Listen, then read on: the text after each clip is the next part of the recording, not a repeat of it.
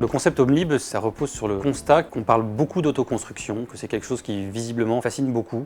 Ayant fait un large tour d'horizon de ce qui existait en France et en Europe en la matière, on a trouvé, Jean-Michel et moi, rien qui nous a semblé vraiment dédié à des autoconstructeurs amateurs. J'entends par là des gens qui ne sont pas charpentiers ou dans le métier du bâtiment. On s'est appuyé un petit peu sur un exemple dans le mobilier. Je pense qu'il y a 20 ans ou 30 ans, personne n'imaginait un jour pouvoir monter sa bibliothèque, sa cuisine, son bureau. Et aujourd'hui, tout le monde le fait ou tout le monde l'a fait avec des systèmes de kits. Et on s'est dit, qu'est-ce qui empêcherait d'adapter ça à une maison? Une vraie maison d'architecte avec des performances thermiques élevées et rendre ça possible au plus grand nombre.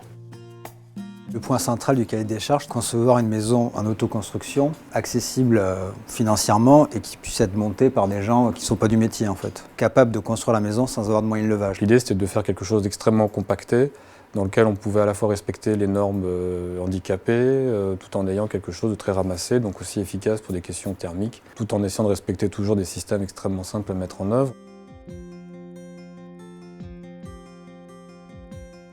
Donc la maison Homelib, on arrive en général sur des fondations qui ont déjà été réalisées par une entreprise de maçonnerie, donc soit une dalle béton classique, soit des plots en béton, soit encore des pieux métalliques. Et là, on va arriver pour poser la dalle plancher, qui est une structure bois isolée par ouate de cellulose.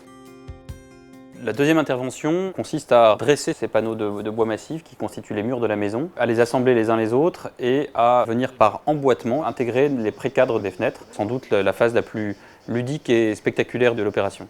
Dans les choix constructifs, c'est vrai qu'il y avait l'idée de l'autoconstruction, il y avait aussi une notion, c'est que ça soit ludique. L'idée qu'on a des petits éléments qu'on vient assembler, on arrive à construire comme ça, qu'on n'ait pas d'éléments à recouper. Et c'est vrai que cette notion-là d'être ludique, c'était important.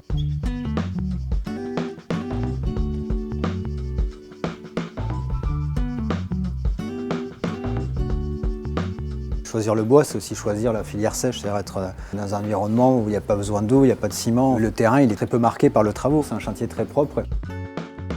On a misé vraiment sur ce mode constructif, des panneaux de bois massif lamellé-collé. Partant de ce concept-là, on a pu faire fabriquer des panneaux manuportables avec un système d'assemblage vraiment inédit et surtout inédit en France.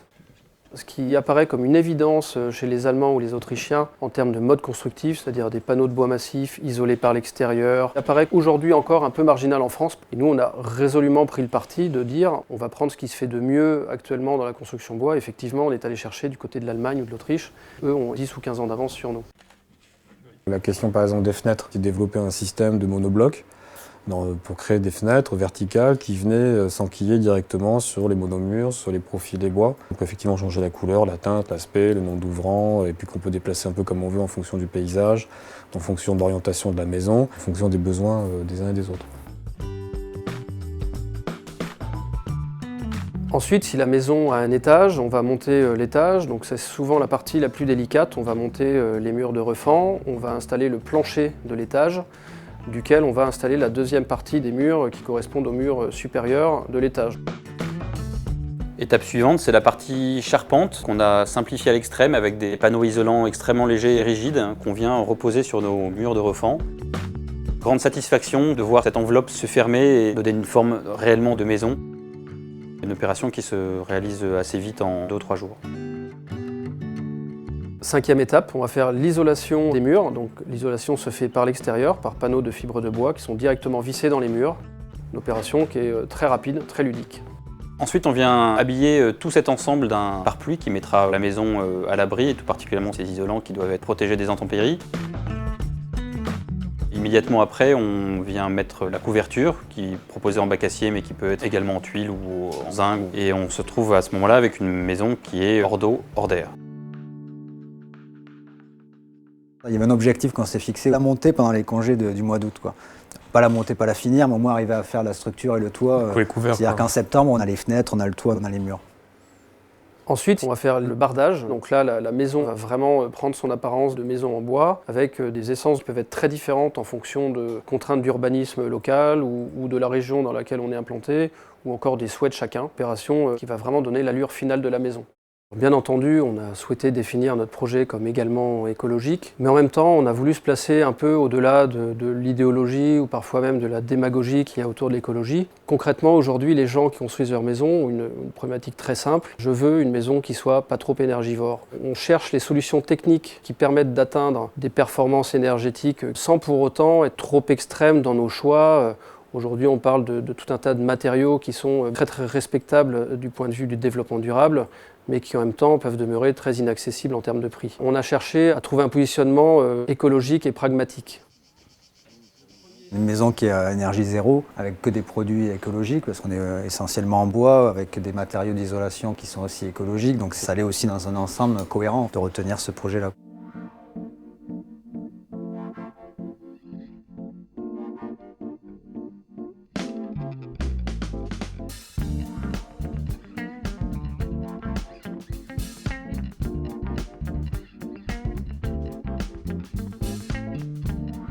À partir du module de base qui fait à peu près une centaine de mètres carrés avec un étage, on l'a décliné en plusieurs modules qui vont de la toute petite maison en plein pied de 50 ou 75 mètres carrés jusqu'à une maison avec un étage qui va jusqu'à 180-200 mètres carrés. Sachant qu'on reste toujours sur le même principe constructif, une conception complètement modulaire, donc on repart à chaque fois des mêmes modules, ce qui nous permet évidemment de faire des économies d'échelle. À partir de ces modules qui sont prédéterminés, on s'adapte à chaque projet. Chaque personne qui vient nous voir avec un projet de construction a déjà plus ou moins élaboré ses plans, veut sa cuisine ouverte ou non sur le séjour, veut des grandes chambres ou des petites chambres, des grands espaces, plus ou moins de baies vitrées. Tout ça évidemment est complètement modulable. On peut adapter notre schéma au plan de chacun. Nous, on a pris énormément de plaisir au cours de quelques semaines à voir se dresser les murs de notre maison. Encore une fois, avec une très forte symbolique, une image vraiment enthousiasmante et dont on est fier. Et je pense que cette fierté, c'est aussi un des symboles de notre projet. On imagine que nos clients se reconnaîtront.